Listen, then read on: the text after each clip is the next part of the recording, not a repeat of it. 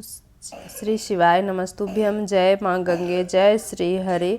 तो आज मैं कार्तिक मास महात्म्य कथा अध्याय 4 सुनाने जा रही हूँ। तो कथा ध्यान से सुनिएगा, स्किप नहीं कीजिएगा। कथा आधी नहीं सुननी चाहिए, आधी कथा सुनने से पाप लगती है। कथा पूरी सुने। तो नारद जी ने कहा, ऐसा कहकर भगवान विष्णु मछली का रूप धारण करके आकाश से जल में गिरे। उस समय विंध्याचल पर्वत पर तप कर रहे महर्षि कश्यप अपनी अंजलि में जल लेकर खड़े थे। भगवान उनकी अंजलि में जा गिरे। महर्षि कश्यप ने दया करके उसे अपने कमंडल में रख लिया। मछली के थोड़ा बड़ा होने पर महर्षि कश्यप ने उसे कुएं में डाल दिया।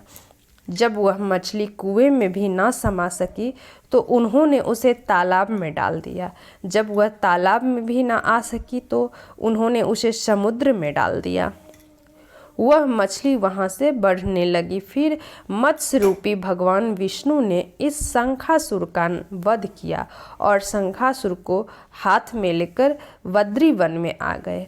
वहां उन्होंने संपूर्ण ऋषियों को बुलाकर इस प्रकार आदेश दिया, मुनीश्वरों, तुम जल के भीतर बिखरे हुए वेद मंत्रों की खोज करो और जितनी जल्दी हो सके उन्हें सागर से जल से बाहर निकाल लाओ। तब तक मैं देवताओं के साथ प्रयाग में ठहरता हूँ। तब उन तपोबल संपन्न महर्षियों ने यज्ञ और बीजों सहित संपूर्ण वेद मंत्रों का उद्धार किया। उनमें से जितने मंत्र जिस ऋषि ने उपलब्ध किए वही उन बीज मंत्रों का उस दिन से ऋषि माना जाने लगा। तदंतर सब ऋषि एकत्र होकर प्रयाग में गए। वहां उन्होंने ब्रह्मा जी सहित भगवान विष्णु को उपलब्ध हुए सभी वेद मंत्र समर्पित कर दिए। सब वेदों को पाकर ब्रह्मा जी बहुत प्रसन्न हुए।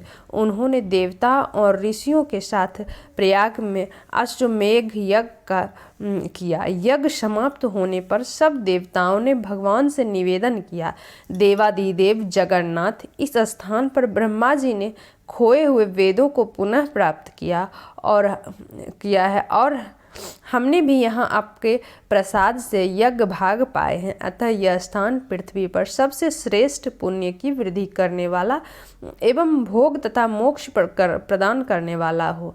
साथ ही यह समय भी महापुण्यमय और ब्रह्मघाती आदि महापापियों की भी शुद्धि करने वाला हो तथा तय स्थान यहाँ दिए हुए दान को अक्षय बना देने वाला भी हो, यह वर दीजिए। भगवान विष्णु बोले, देवताओं, तुमने जो कुछ कहा वह मुझे स्वीकार है। तुम्हारी इच्छा पूर्ण हो।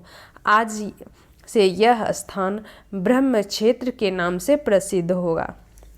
सूर्य वंश में उत्पन्न राजा भगीरथ यहाँ गंगा को ले आएंगे और वहाँ यह सूर्य कन्या यमुना से मिलेगी। ब्रह्मा जी और तुम सब देवता मेरे साथ यहाँ निवास करो। तो आज से यह तीर्थ तीर्थराज के नाम से विख्यात होगा।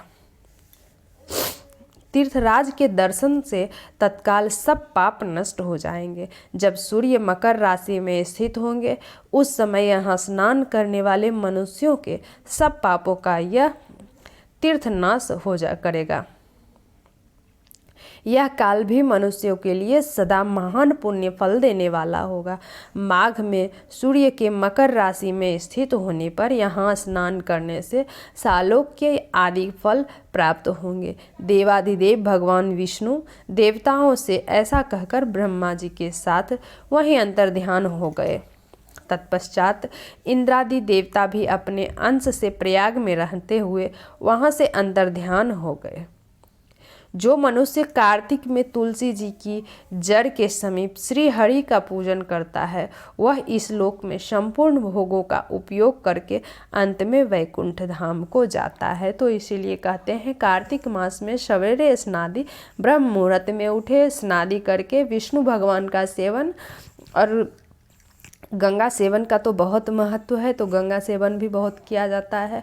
तुलसी का बहुत महत्व है, तुलसी पूजन, तुलसी सेवन, तुलसी में संध्या आरती, इसका बहुत महत्व है कार्तिक के महीने में। तो मैं आज कथा अध्याय 4 सुनाई हूँ, कल 5वां अध्याय सुनाऊंगी, आज 4था अध्याय सुनाई हूँ। तो मेरी वीडियो आप लोगों को कैसी लगी कमेंट बॉक्स में जय माँ तुलसी, जय श्री हरि, जय गंगे माँ ज़रूर लिखिएगा आप लोग। अगर मेरे वीडियो पे नए हो तो सब्सक्राइब ज़रूर कर लेना, बेल आइकन दबा देना ताकि मेरी अगली वीडियो की नोटिफिकेशन आप तक पहुंच सके। जय माँ गंगे।